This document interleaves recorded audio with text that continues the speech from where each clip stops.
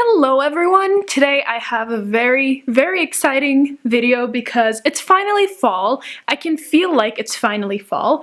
The nights are getting longer, the evenings are getting more breezy, and I'm definitely feeling the September vibes, so we need to dive into some atmospheric reads. And what better way to kick off the season other than a fall book tag.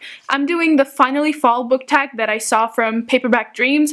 I love Kat. She's my favorite, one of my favorite booktubers, and I saw this on her channel. No one really tagged me, but I just want to go with it, and I want to do the tag because I thought it would get me in the groove, you know, the reading groove.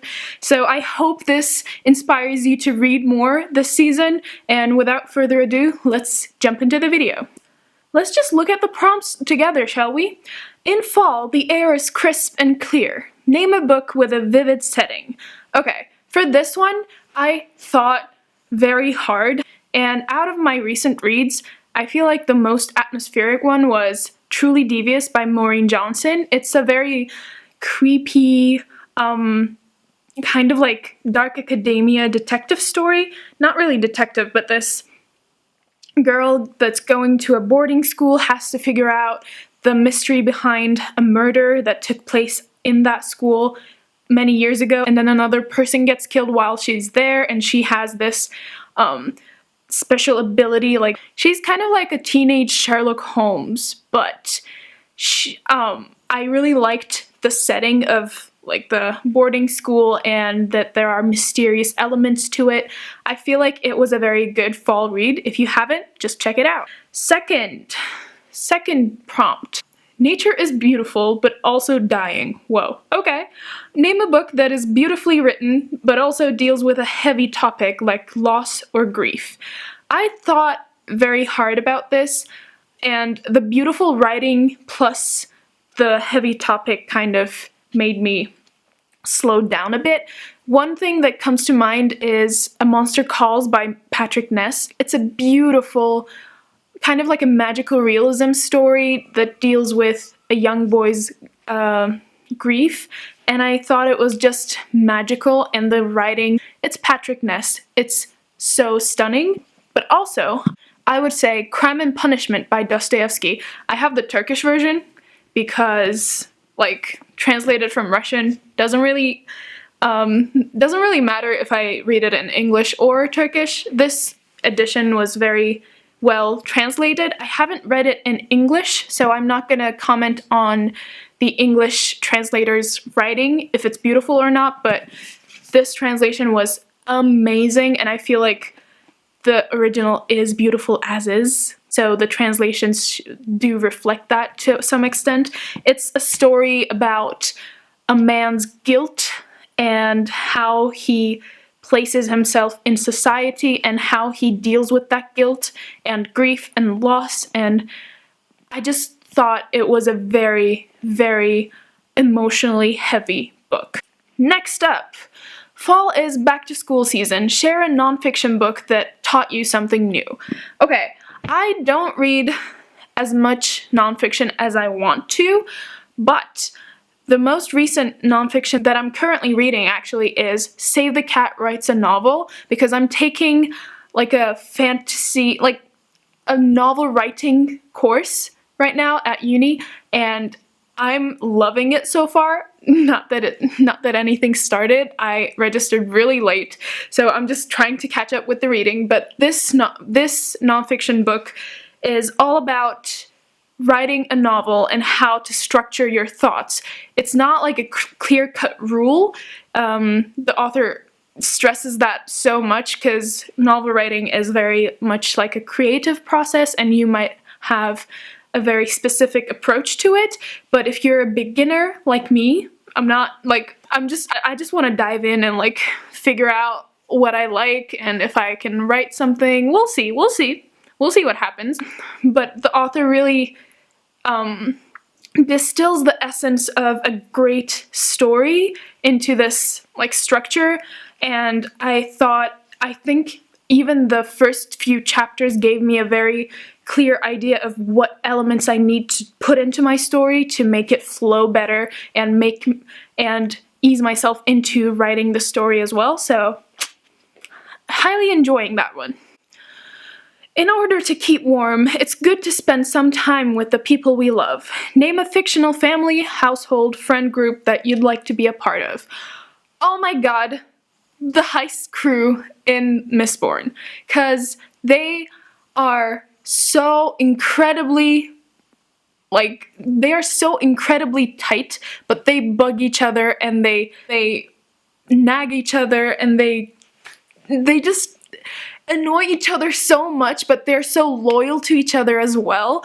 Like, people that you would think would betray or like act on their self-interest most of the time are so loyal to that group that I just want to meet Breeze and have a little conversation. Was it Ham that he was having conversations with about like philosophy? Don't quote me on that. The names kind of get blurry in my mind, but I would love to see if Breeze can tolerate my conversation. If he can, then I'm in the game. This is one of my favorite prompts because I have a lot to show you.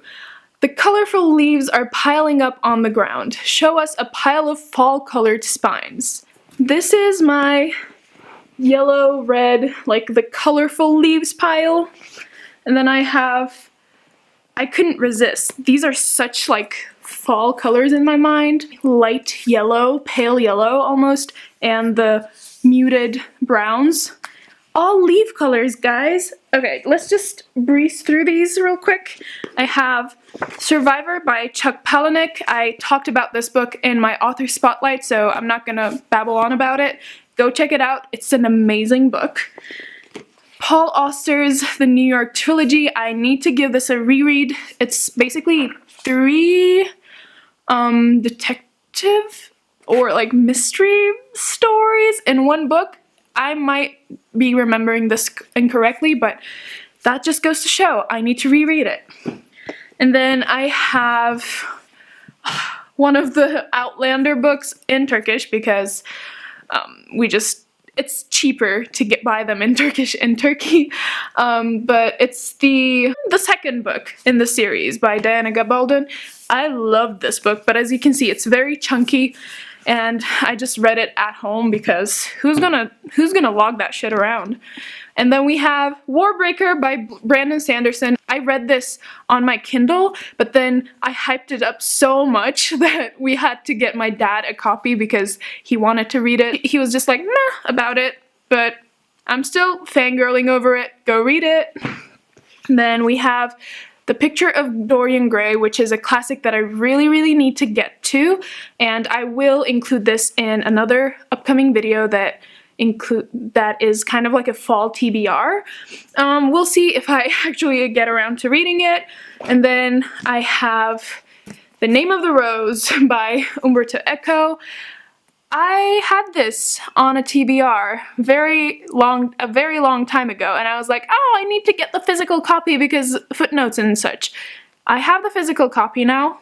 I haven't read it, but it's so beautiful and it has a red spine. And then we move on to the brownish pile because I just love these books. Another Turkish Russian literature one, Oblomov by Goncharov. This is supposed to be a very character-based story that is about a guy named Oblomov. Oblomov? I cannot pronounce these names. Oblomov.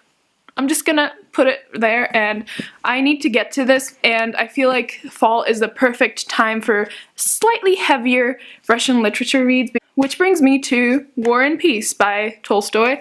My dad gave me this very old Barnes & Noble copy of it, and the writing is so small in it. I'm kind of scared to delve into it, but I really, really want to get to it before I move back to campus because I'm not gonna be carrying this back to the US. Oh, hell no.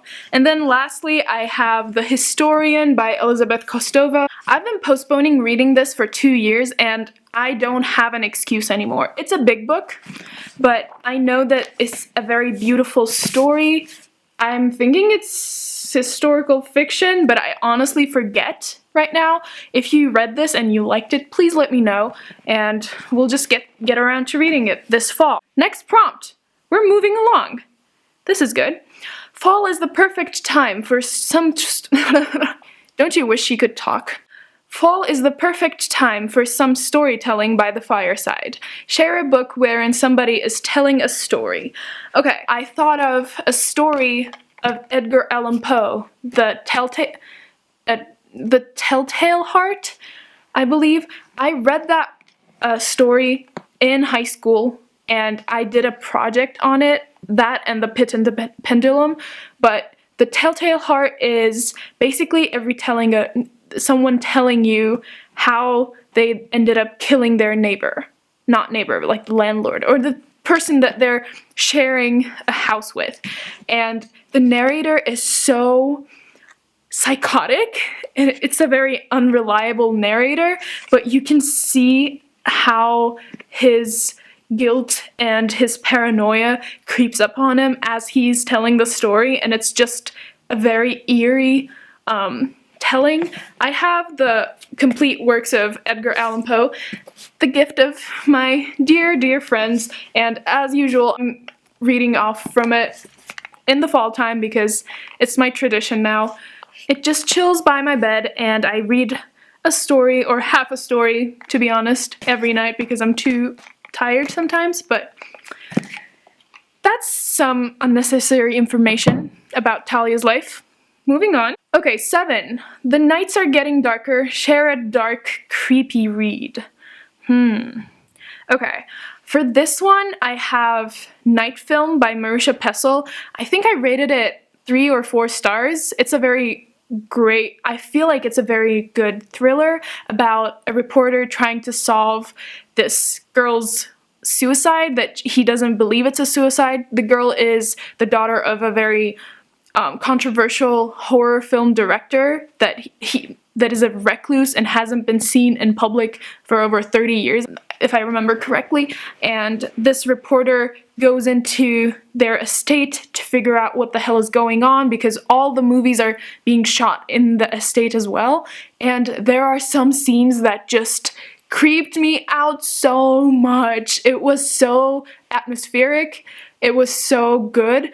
I really did not like the ending. I feel like it could have been done better, but the overall ride was just... So, if you're looking for creeps, go pick up The Night Film, or any story by Edgar Allan Poe. Honestly, this is just a book of eerie. Okay, the 8th prompt. The days are getting colder. Name a short, heartwarming read that could warm up somebody's cold and rainy day. Oh, Jesus. Okay, Get a Life, Chloe Brown. I gushed about it in my previous video. Go watch it. It's such a heartwarming romance, and everyone raves about it. Almost everyone rates it 4 or 5 stars, and it is for a reason. I haven't read a romance book in 2 years, and I was like, I don't know, I just don't feel like it. And then I read Get a Life, Chloe Brown, and I'm like, give me all the cutesy romances, because that's warming my heart. I need that right now in my life. It's a very nice and realistic romance, and the problems between the love interests don't stem from a severe lack of communication, which just drives me nuts sometimes. It's a nice one to chill to by the fireside, I feel. Okay. Fall, luckily it's my favorite season, returns every year. Name an old favorite that you'd like to return to soon.